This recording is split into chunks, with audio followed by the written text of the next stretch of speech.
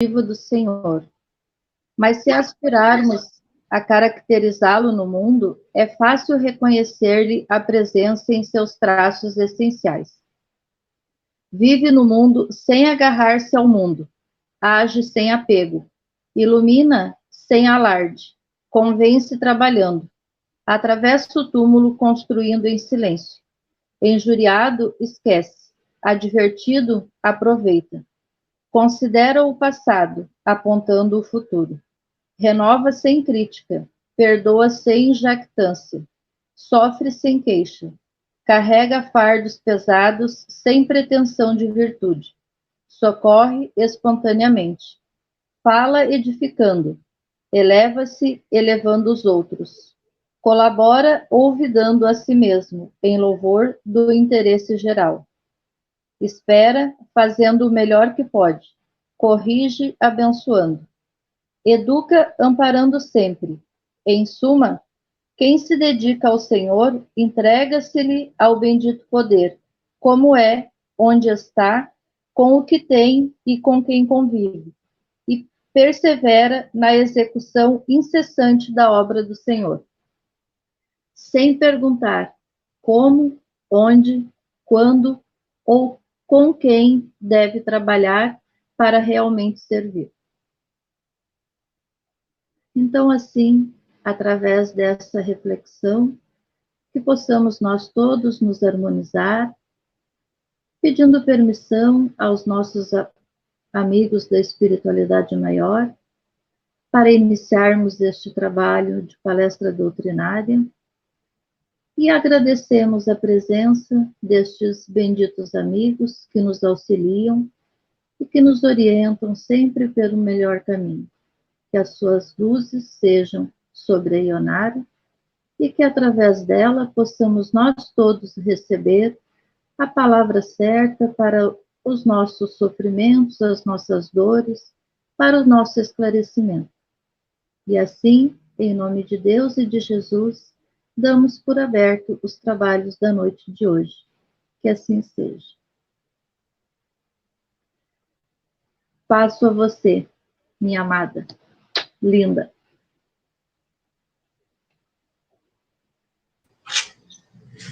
Boa noite a todos, meus queridos, meus amados. Hoje, meu primo me mandou um recado dizendo que, em um determinado momento do Evangelho, a Débora perguntou quantas vezes a gente já disse para as pessoas que a gente ama, que a gente as ama. E ele disse que ficou meio sem jeito de dizer para ela, Débora, eu te amo, mas é isso. Débora, eu te amo, eu amo vocês, eu amo estar aqui com vocês. Hoje de tarde, a Inaura, no Evangelho aqui do Luz Eterna, falou da imensa gratidão que a gente tem pela oportunidade de estarmos aqui estudando o Evangelho, essa oportunidade que a casa nos dá, né, de aprender, porque é para nós, tudo o quanto a gente se prepara é para o nosso melhoramento, para a aplicação nos nossos dias, né? Então, muito, muito obrigada. Nós estamos no mês de abril, aqui em Gravataí, é o mês espírita, e lá no Cará, dia 14 de abril, a Casa Bom Jesus completa 81 anos que foi federada. A Bom Jesus é a casa onde eu e minha família fomos alfabetizados no Evangelho Divino.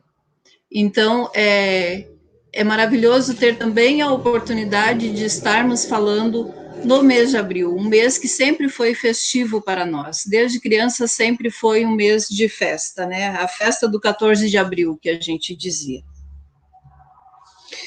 Sempre que a gente diz, numa roda social qualquer, num ambiente qualquer, que é espírita, para pessoas não espíritas, imediatamente essas pessoas comentam e fazem perguntas e têm muitas curiosidades. E uma das grandes curiosidades é, vocês acreditam em reencarnação, né?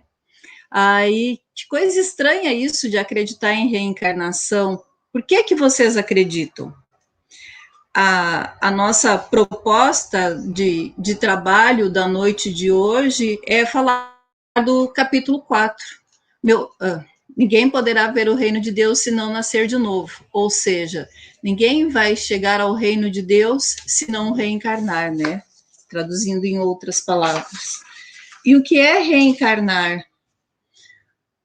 Assim, só para que fique bem claro, eu e Onara, sou um espírito, uma individualidade, eu tenho em mim, eu sou um princípio inteligente, eu sou uma faísquinha de Deus, uma sementinha da inteligência divina. E é essa sementinha, essa individualidade que sobrevive à morte do nosso corpo físico. E o que é reencarnar, então? Essa individualidade, esse eu, Ionar, o meu ser, a minha essência, o meu corpo morre, mas a minha essência permanece viva. E existem também as experiências de quase morte que comprovam que mesmo com o corpo depois de morto, as pessoas têm experiências muito semelhantes, né? Provando que essa essência sobrevive à morte do corpo físico. E então nós, espíritas, acreditamos que esta essência vai retornar a uma nova experiência num outro corpo material aqui na Terra para evoluir. E é sobre isso que nós vamos tentar falar. Embasam o nosso trabalho da noite de hoje o próprio capítulo 4 do Evangelho segundo o Espiritismo, que para quem não tem ele impresso em casa, como a maioria de nós acredito que tenha, ou mesmo quem tem e não gosta muito de ler, não se dispõe a ler, hoje nós todos temos internet, tem audiolivro, tem uma pessoa que fica lendo ele para nós, e daí enquanto a gente lava a louça, enquanto a gente dobra a roupa, a gente pode ficar estudando o Evangelho, não só o Evangelho, são muitas obras que têm audiolivro, é só procurar na internet audiolivro, Evangelho segundo o Espiritismo, e aí você escolhe o capítulo que você quiser escutar, pausa quando chega alguém, põe de novo para rodar e estuda com a maior tranquilidade. Aí, embasam o nosso trabalho de hoje, além do próprio capítulo 4, né, que nos diz que ninguém poderá ver o reino de Deus se não nascer de novo, uma palestra que Divaldo Franco fez na Holanda, em Amsterdã, no ano de 2014, onde ele explicou magistralmente a reencarnação. É uma palestra longa, da qual eu extraí algumas coisinhas, muito simplificadamente, mas que eu recomendo, assim, para quem quer se aprofundar, entender um pouquinho mais o assunto, é muito válido. Além também de ser nossa referência, a nossa querida Neuza Scheffer, lá de Capão da Canoa, e que faz palestras lá para o Bom Jesus, através de lives, também está disponível no YouTube, e ela sabe como ninguém aproximar os ensinamentos de Cristo do nosso cotidiano. Ela faz isso de uma maneira tocante e comovente, me inspira muito, me ensina muito, gosto demais, recomendo. Então, a reencarnação é o retorno do espírito à vida corporal, mas em outro corpo. Isso tem que ficar bem claro para nós entendermos, né?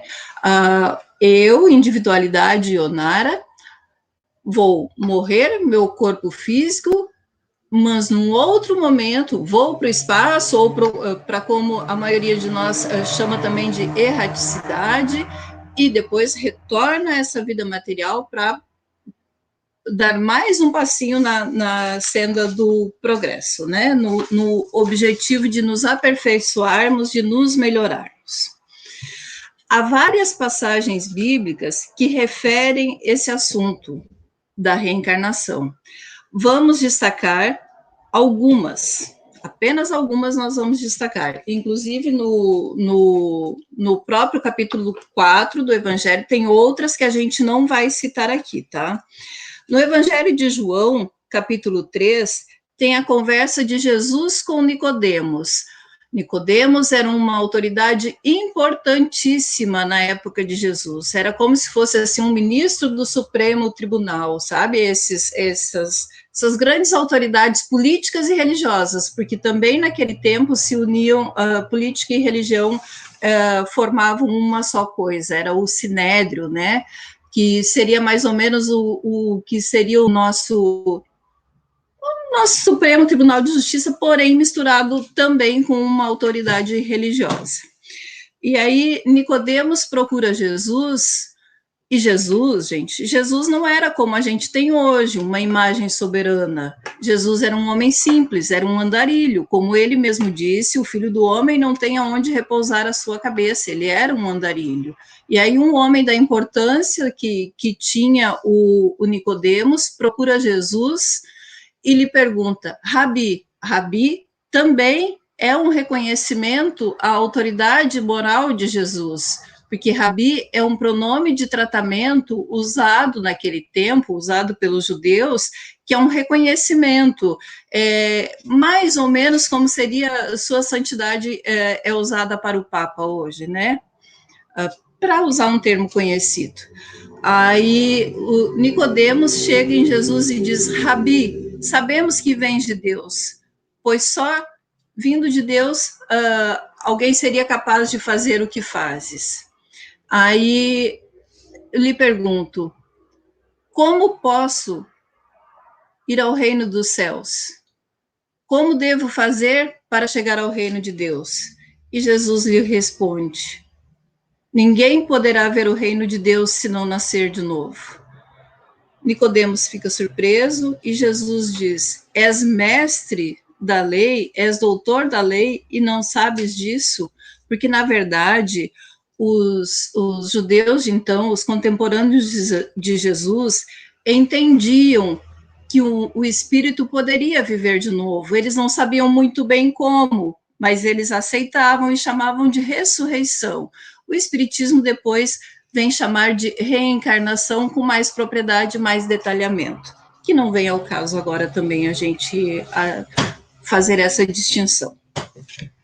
Em Mateus, capítulo 16, versículos 3 a 17, Jesus pergunta, quem dizem que sou? E os apóstolos afirmaram que uns dizem que é Elias, outros dizem que é Jeremias ou um dos profetas. Jesus escutou aquilo e não os contradisse, não disse, mas como que eu vou ser um deles? Ou seja, Jesus não perdia nenhuma oportunidade de ensinamento, e naquele momento Jesus não desdisse a crença da possibilidade de um daqueles profetas ter voltado sendo ele, né? Mais uma referência à reencarnação, à aceitação da ideia de reencarnação que está ali claramente exposto na Bíblia, né? Em Mateus 17, 10, os apóstolos, 17, versículos 10 a 13, os apóstolos perguntam a Jesus, por que, mestre, que os escribas informam que Elias deveria vir antes do Messias? Elias era um grande profeta judeu que vivera 600 anos antes de Jesus. E aí se profetizava no livro de Malaquias, se não me falha a memória, está escrito que Elias deveria vir antes de Jesus.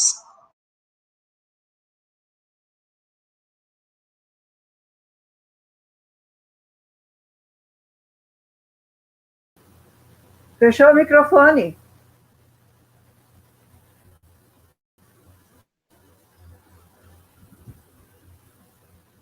Está fechado.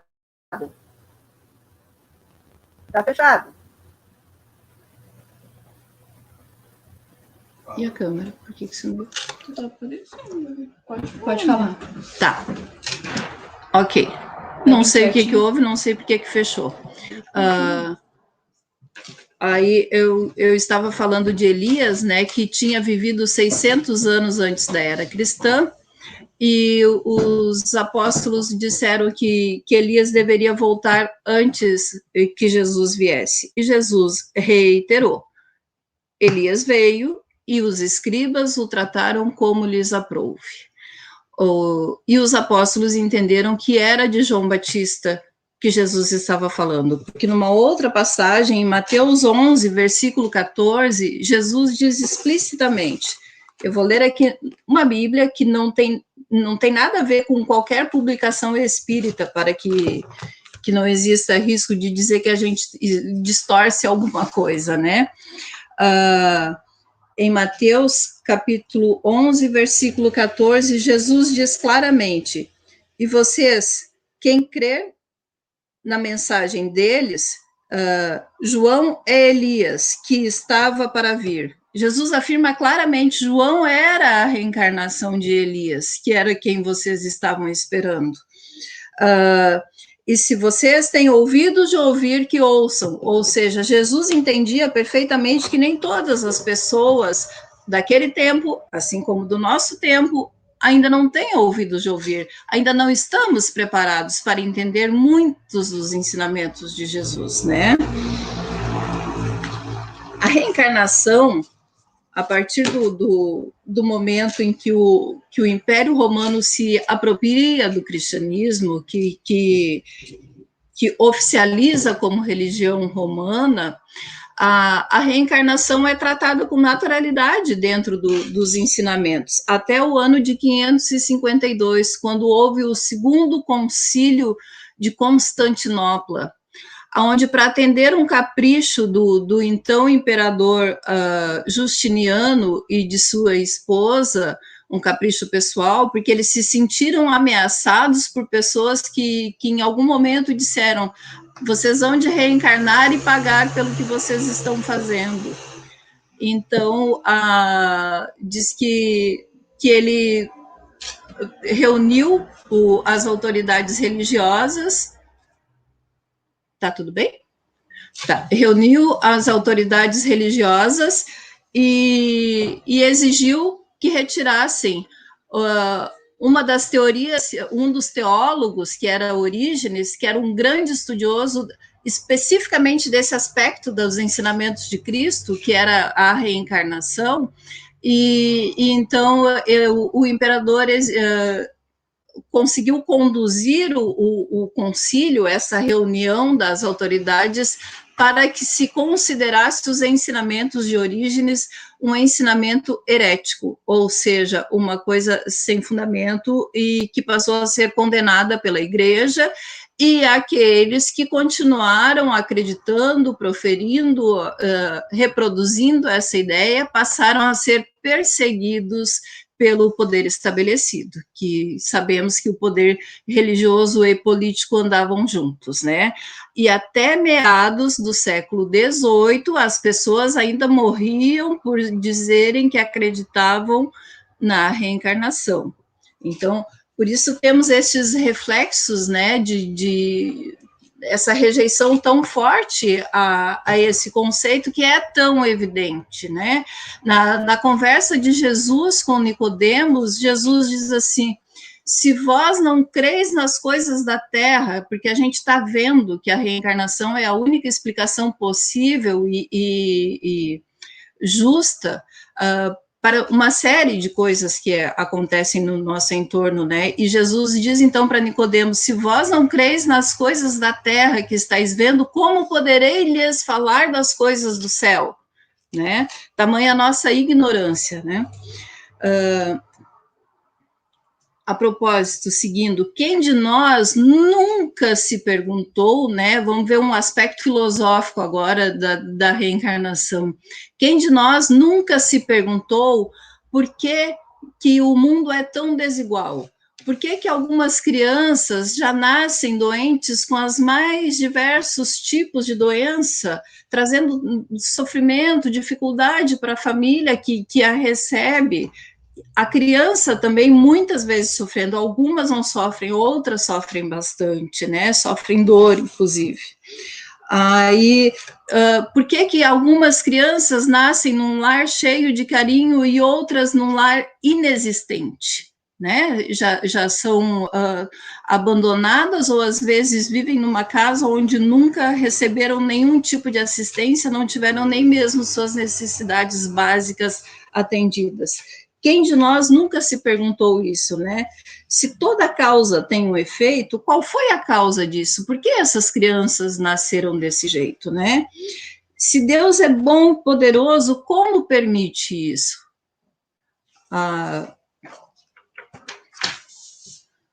Já falamos do aspecto histórico, do aspecto religioso, do aspecto filosófico, e agora vamos para a ciência. O que a ciência fala sobre a religião, né? Sobre a reencarnação?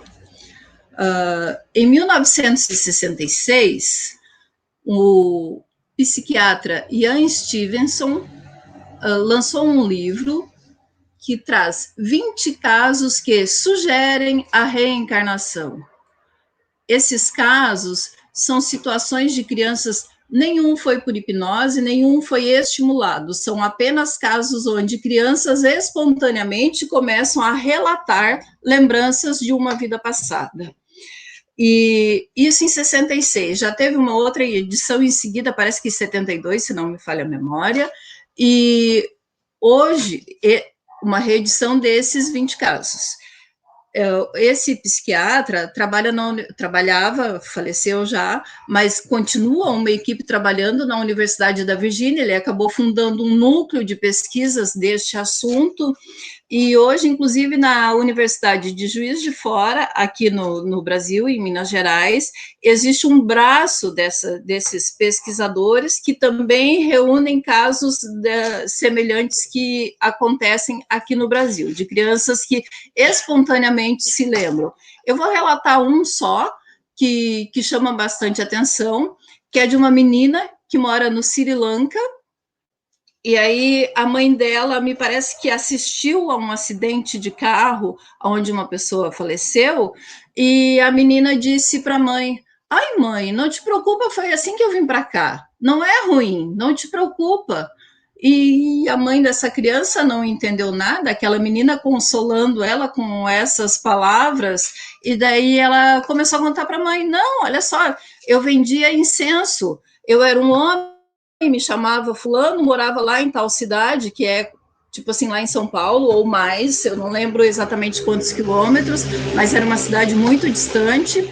Aí ela disse, eu me chamava fulano, eu trabalhava produzindo e vendendo incensos, e estudei na escola tal, e começou a contar coisas, e aí teve um dia que eu estava indo vender, eu estava indo de bicicleta, e me acidentei de carro, e fui atropelada e morri. E daí a mãe dessa criança ficou meio assim, né? Aí ela voltou a repetir a mesma história e virou e mexeu e conseguiram um contato com essa família lá da outra cidade.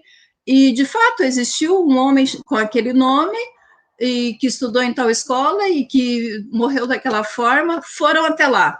Ao chegarem lá, a menina olhou para a família, como eu estou com a minha família reunida aqui, conhecia todos pelo nome. Inclusive, ao mostrarem para ela a caixinha de incenso, ela disse, mudaram a embalagem, e realmente tinham mudado.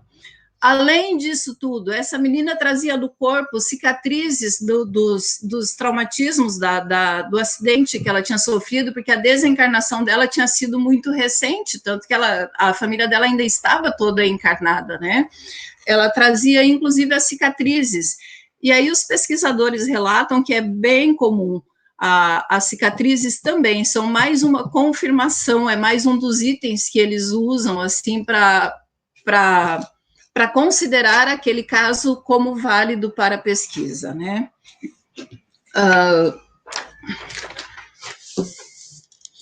Tá, e daí? Tem uma pequena aí assistindo? Tá, e daí? O que é que muda? Muda tudo.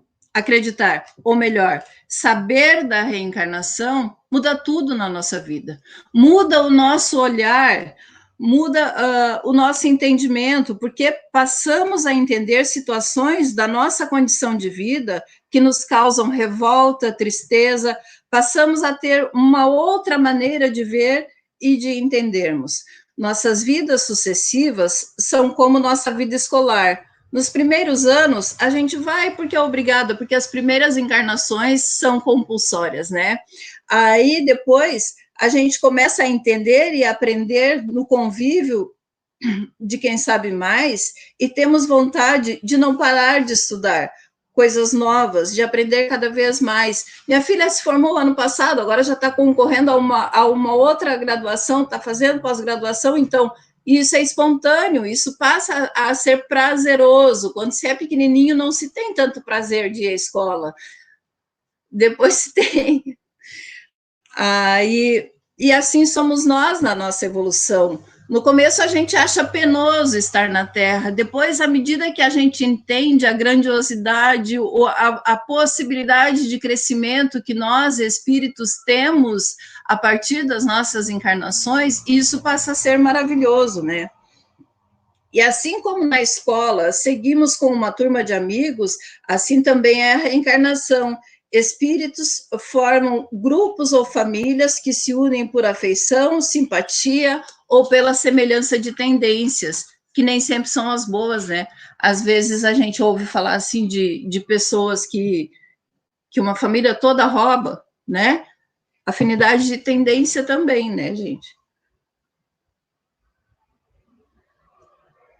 Nós participamos do nosso planejamento reencarnatório.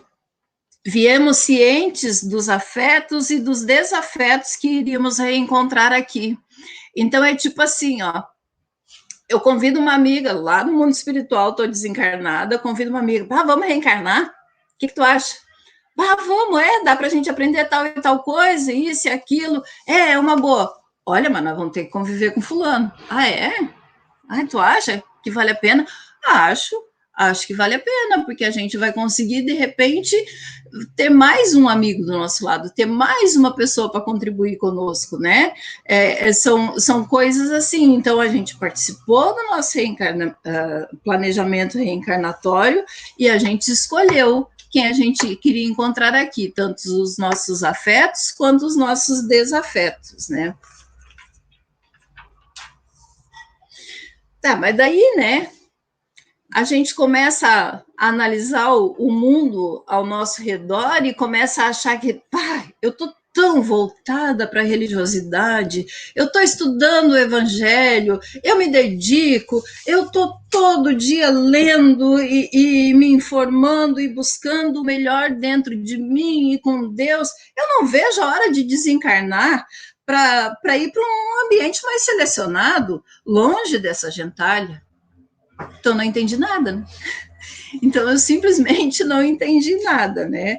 Não, né, gente, não é esse o objetivo. Estou aqui justamente para aprender a amar indistintamente, ser bom com quem me rodeia. Devo aproveitar a chance de estar perto daquela pessoa difícil para ganhar mais um amigo. Jesus não escolhia, Jesus acolhia, né? E o reino de Deus que ele veio construir depende de como cada um de nós está usando esta encarnação. O reino que Jesus anunciou não é um reino material construído com palácios, reis e rainhas. O reino de Deus é construído dentro de nós, de cada um de nós. É cada um de nós viver em paz conosco mesmo, é cada um de nós nos aceitar as nossas dificuldades. Isto é o reino de Deus, e à medida que cada um de todos nós aqui dentro somos 8 pessoas, à medida que cada um de nós conseguirmos viver com essa aceitação maior, estaremos mais próximos de um mundo feliz, né? Do reino de Deus, realmente. Gente, eu já estou me encaminhando para o final. Até tinha uma poesia que eu gostaria de ler, que eu até vou ler um trechinho, mas ela é muito batida, só que eu acho que ela é tão adequada para o assunto reencarnação. Cadê o começo?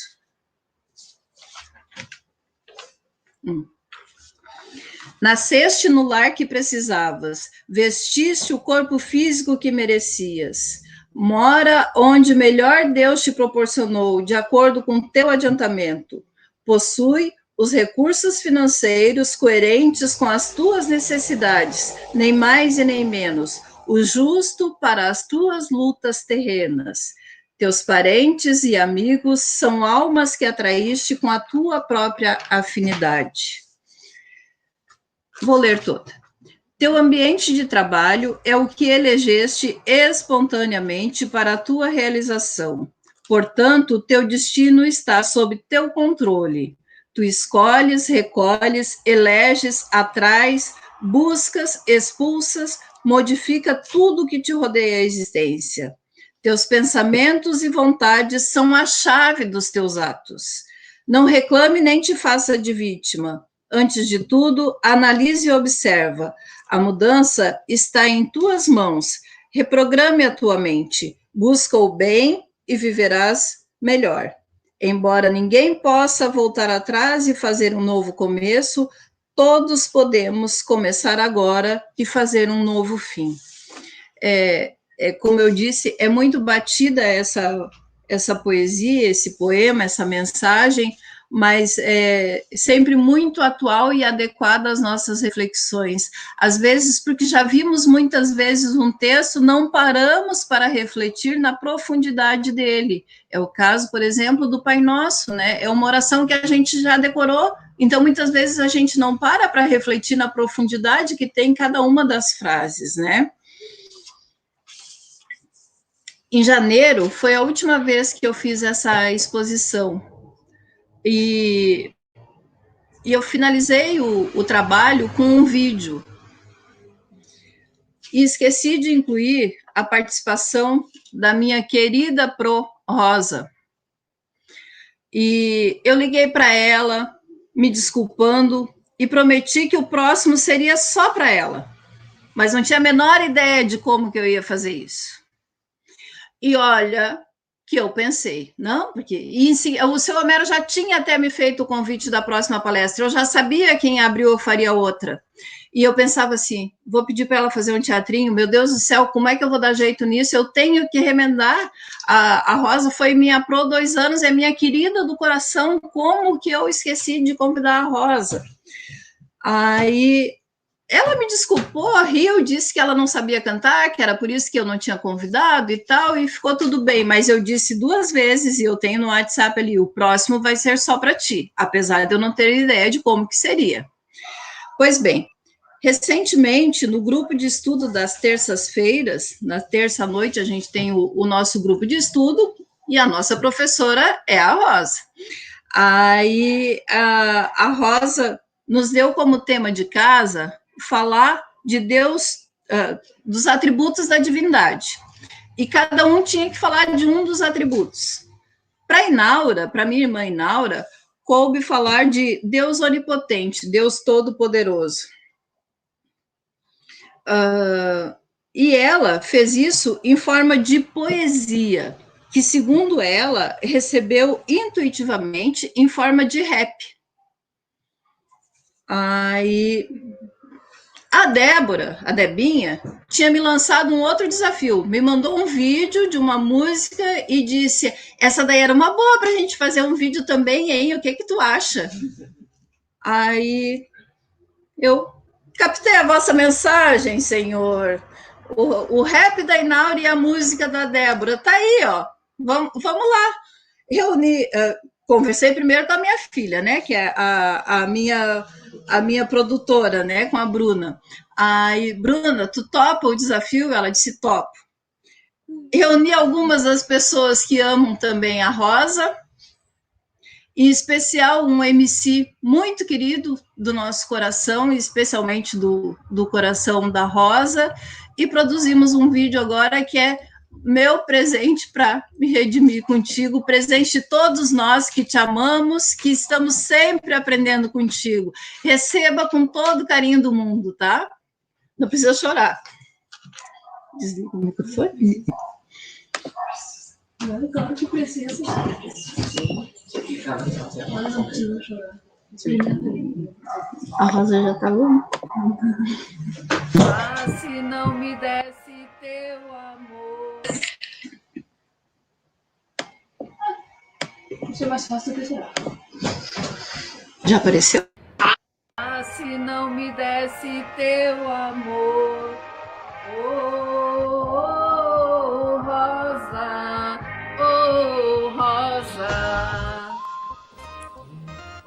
e da roda fez um pedido jeitoso que eu falasse para o grupo de nosso Deus poderoso. Tu é flor nesse jardim, ninguém resiste assim, o teu jeito carinhoso. Vou falar como eu vejo, Deus poderoso perfeito. Cada um falou que sente, todos com muito respeito.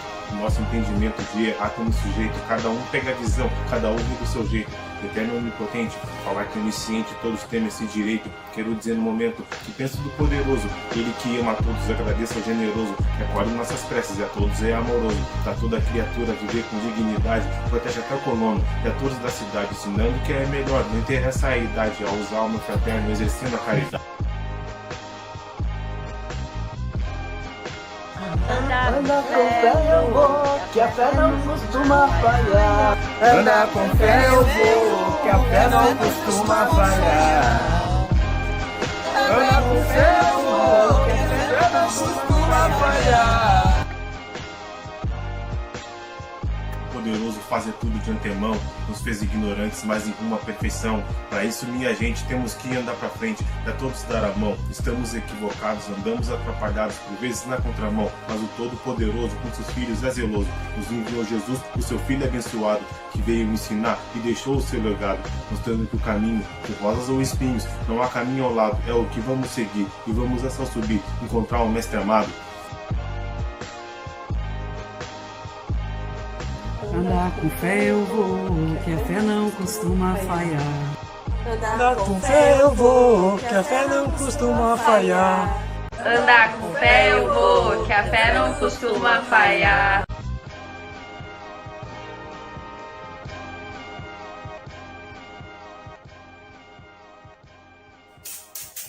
Andar com fé eu vou, que a fé não costuma falhar. Andar com fé eu vou, fé não costuma falhar.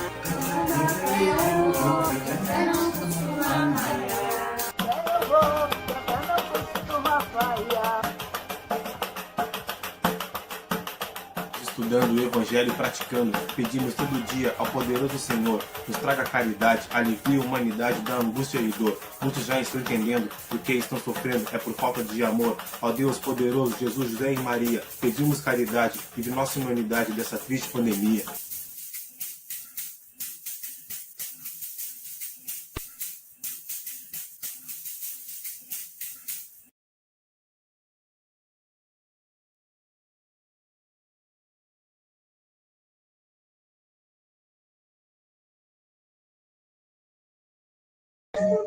Eu fiquei confirmando ela. Deu? Acho que deu. Pode falar. E aí, Rosa, gostou? Gente, nós estávamos todos de vermelho, por ser uma cor linda de rosa, né?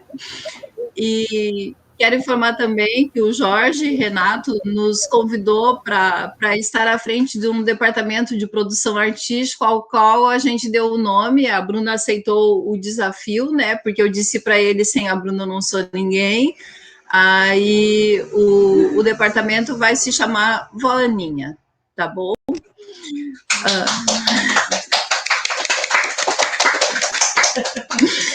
Rosa, quero te informar também que muitas das pessoas que nós fizemos